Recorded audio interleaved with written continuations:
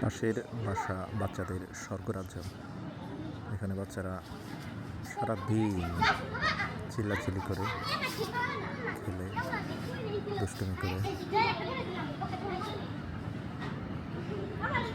সারাক্ষণ কোলাহল লেগেই আছে।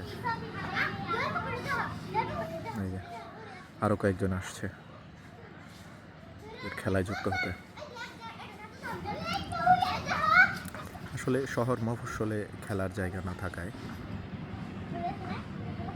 বাচ্চাদের মানসিক বিকাশ, মেধা বিকাশে একটু সমস্যা হয়।